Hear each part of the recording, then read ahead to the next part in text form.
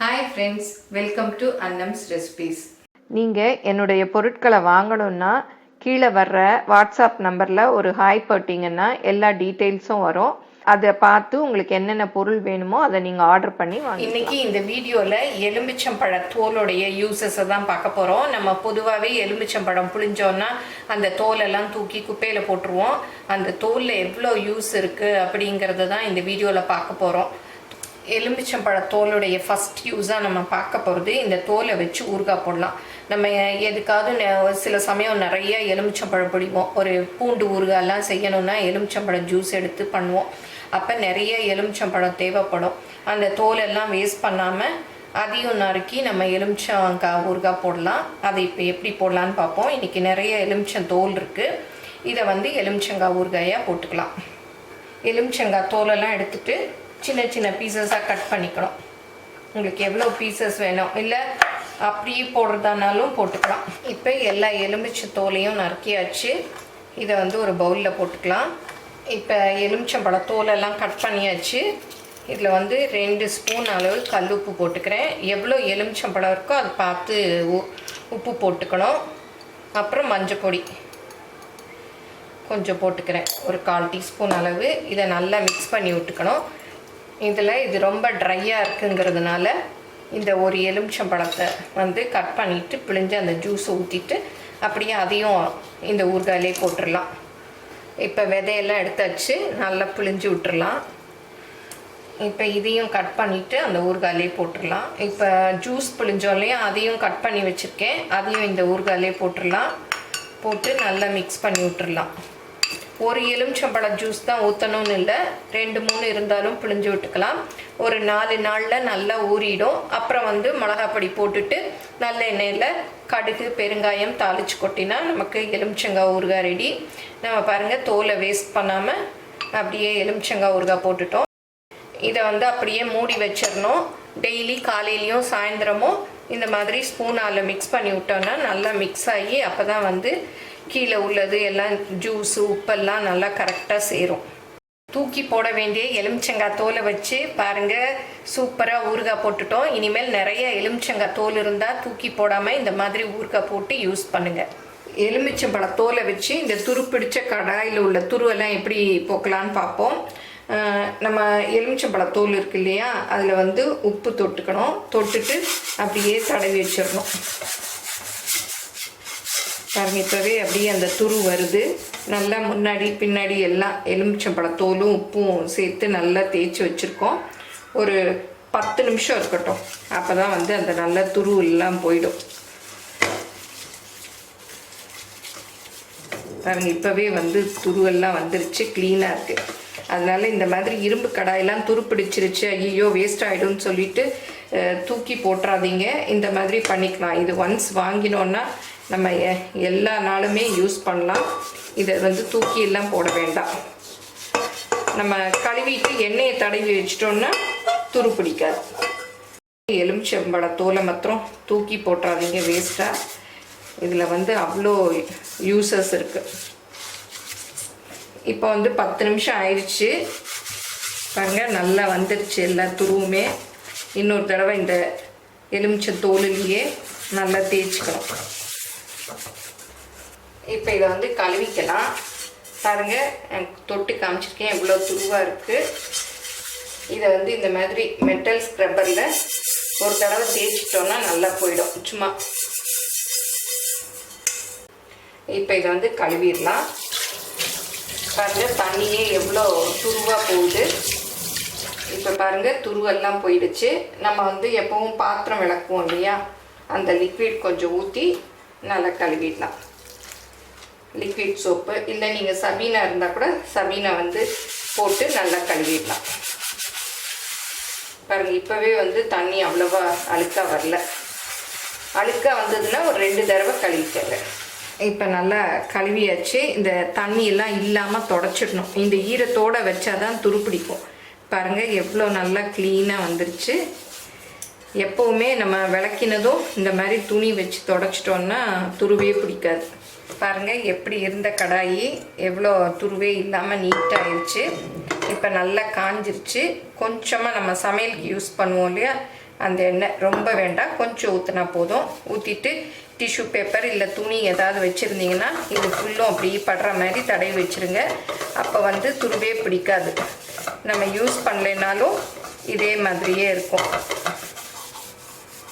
இந்த மாதிரி எல்லாம் கைப்பிடி எல்லாமே படுற மாதிரி தடவி வச்சிடணும். நல்லா பின்னாடி பாருங்கள், எலுமிச்சம்பழ தோல் வச்சே நம்ம வந்து துருவெல்லாம் எப்படி எடுத்துட்டோம். இப்போ வந்து சூப்பராக இருக்குது. இப்போ நான் வந்து சமைக்கிறதுக்கு யூஸ் பண்ணலாம். இப்போ எலுமிச்சம்பழ தோலை வச்சு வெங்கலம் செம்பெல்லாம் எப்படி பளபளன்னு விளக்கலான்னு பார்ப்போம். இந்த தோல் தான் எடுத்துக்கிறேன். இதில் வந்து கொஞ்சம் உப்பு தொட்டுக்கலாம். தொட்டுட்டு அப்படியே தேய்ச்சி பாருங்கள். தேய்க்கிறச்சியே அப்படியே ஆயிடுச்சு பாருங்கள். இந்த பக்கம் பாருங்கள் எப்படி இருக்குது கலருன்னு. தேய்ச்சதும் பாருங்கள் எவ்வளோ டிஃப்ரென்ஸ் தெரியுதுன்னு. இதை அப்படியே தேய்ச்சிடணும் எல்லாத்துலேயும் படுற மாதிரி.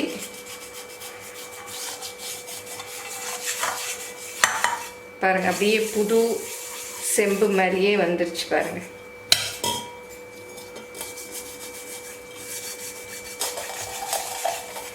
கொஞ்ச நேரம் அப்படியே ஊற விட்டுட்டோன்னா அப்படியே நல்லா பளபளன்னு வந்துடும். பாருங்கள் எப்படி இருந்த பிளேட்டு இப்போ எப்படி மாறிடுச்சு. கொஞ்ச நேரம் அப்படி இருக்கட்டும். இப்போ பாருங்கள் இது வெங்கலம். இதையும் வந்து ஃபஸ்ட்டு எப்படி இருக்குது பார்த்துக்கங்க. இதுலேயும் கொஞ்சம் உப்பு தொட்டு தேய்க்க போகிறேன்.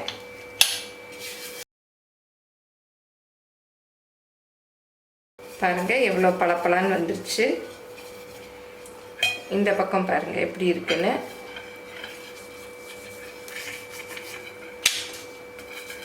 இந்த உப்பு வந்து ஸ்க்ரப்பு மாதிரி நமக்கு அப்படியே அதை தேய்க்கிறதுக்கு ஈஸியாக இருக்கும். இப்போ பாருங்கள் ரெண்டும் எவ்வளோ பளபளன்னு வந்துருச்சு. இந்த எலுமிச்சை தோலும் உப்பும் வச்சு தேய்ச்சதுலேயே பாருங்கள் சூப்பராக போயிடுச்சு. இதுவும் போயிடுச்சு, பின்பக்கமும் நல்லா இந்த விளிம்பு எல்லா இடத்துலையும் போயிடுச்சு பாருங்கள். இந்த வெங்கலமும் நல்லா போயிடுச்சு, பின்பக்கமும் போயிடுச்சு பாருங்கள். இப்போ இதை அப்படியே தண்ணியில் கழுவிட்டு தொடச்சி வச்சிடணும், அவ்வளோதான். இதை வந்து அப்படியே இந்த ஸ்க்ரப்பரில் அப்படியே தேய்ச்சி கழுவிட வேண்டியதுதான்.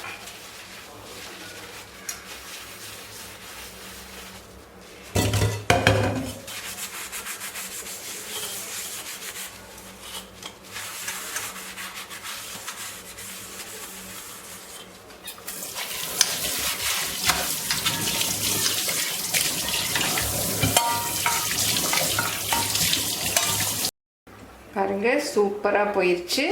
இதை வந்து உடனே ஒரு துணியால் தொடச்சி வச்சிடணும்.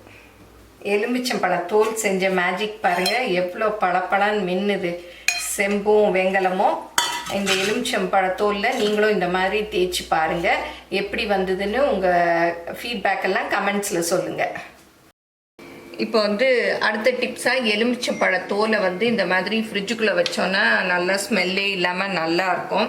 இன்றைக்கி வந்து எங்கள் வீட்டு ஃப்ரிட்ஜு காலியாக இருக்குது பாருங்கள். நான் இன்றைக்கி தான் மாவாட்டணும், அதனால இந்த இடத்துல தான் வந்து நான் மாவு வைப்பேன். ஃப்ரீயாக இருக்குது. அதுக்குள்ளே இந்த ஃப்ரிட்ஜ் அலாரம் கூட அடிக்க ஆரம்பிச்சிருச்சு. இது நான் வந்து மாவு ஆட்டினதும் இந்த தட்டில் மாவு வச்சுக்குவேன். இந்த தட்டை வந்து மாவுக்காக வச்சுருவேன். இது வந்து பழைய எலுமிச்சம்பழத்தோல் முதல்ல வச்சது பாருங்கள் காஞ்சி போச்சு. இதை தூக்கி போட்டுட்டு இதை வச்சுருவேன். இந்த மாதிரி எலுமிச்சம்பழத்தோலை வேஸ்ட் பண்ணாமல் வச்சோன்னா ஃப்ரிட்ஜு நல்லா ஃப்ரெஷ்ஷாக இருக்கும். இப்போ இந்த எலுமிச்சம்பழத்தோலை வச்சு இந்த சாப்பிங் போர்டில் கரை இருக்கு இல்லையா, அதெல்லாம் கூட போக்கிடலாம். நம்ம எலுமிச்சம்பழத்தோலில் கொஞ்சமாக உப்பு கொஞ்சம் போட்டுக்கணும். இந்த போர்டில் சில நம்ம வாழைப்பூ இதெல்லாம் கட் பண்ணோன்னா இந்த போர்டு வந்து அப்படி கருப்பாயிடும். அதை வந்து இந்த எலுமிச்சந்தோலை வச்சே க்ளீன் பண்ணிடலாம். இப்போ இதை வந்து அப்படியே தேய்ச்சிடணும்.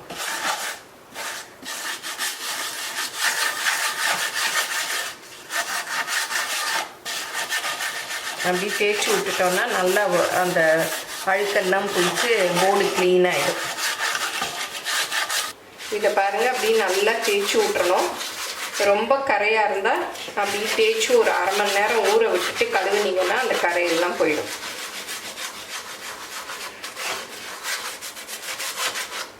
இப்போவே பாருங்கள் கொஞ்சம் அழுக்காக வருது.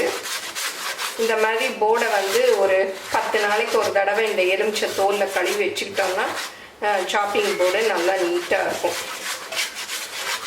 நான் அடிக்கடி இந்த மாதிரி கழுவிடுவேன், அதனால தான் ரொம்ப அழுக்காக இல்லை. ரொம்ப நாள் விட்டுட்டோன்னா தான் ரொம்ப அழுக்காயிடும். இப்போ அரை மணி நேரம் ஊறிடுச்சு. இந்த மாதிரி இரும்பு நார் எடுத்துட்டு தேய்ச்சோம்னா கரையெல்லாம் போயிடும். இங்கே பாருங்க, இங்கே கருப்பாக இருக்கு இல்லையா, இதெல்லாம் போயிடும். பாருங்க, போயிடுச்சு.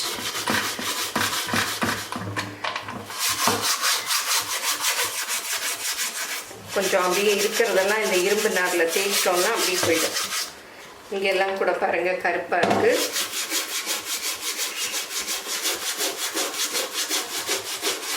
பாருங்க எவ்வளோ க்ளீனாக போயிடுச்சு. பாருங்க அப்படியே நல்லா க்ளீனாக ஆயிடுச்சு அந்த போர்டே. இப்போ இதை கழுவிக்கலாம்.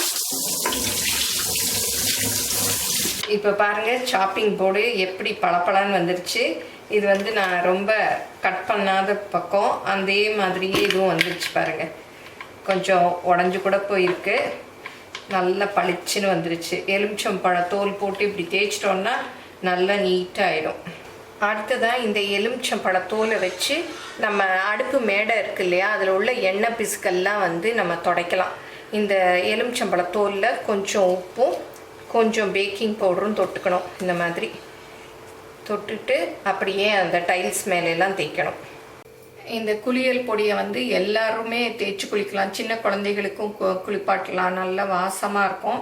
நம்ம இதில் வந்து கஸ்தூரி மஞ்சள் போட்டிருக்கிறதுனால ரொம்ப மஞ்சள் வந்து அப்பாது, அப்படியே அழகாக மைல்டு கலராக நல்லா இருக்கும். ஸ்கின்னே பார்க்கறதுக்கு வெட்டி வேறு ஆரஞ்சு தோலெல்லாம் சேர்த்துருக்கிறதுனால நல்ல வாசமாக ஃபுல் டேயும் வேர்வை ஸ்மெல்லாம் உடம்புல அடிக்காது, ரொம்ப நல்லா இருக்கும்.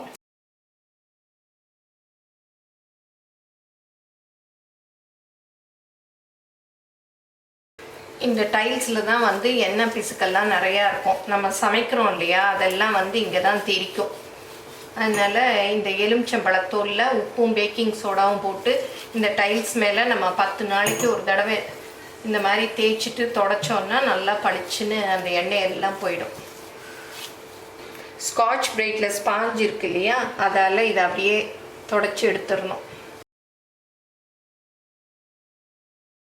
ஸ்பாஞ்ச் வைப்பால் இந்த டைல்ஸ் எல்லாம் தொடச்சிட்டா டைல்ஸ் எல்லாம் நல்லா பளபளன்னு ஆயிடுச்சு. இனிமேல் எலுமிச்சம்பழத்தோலை தூக்கி போடாமல் இந்த மாதிரி யூஸ் பண்ணிக்கோங்க.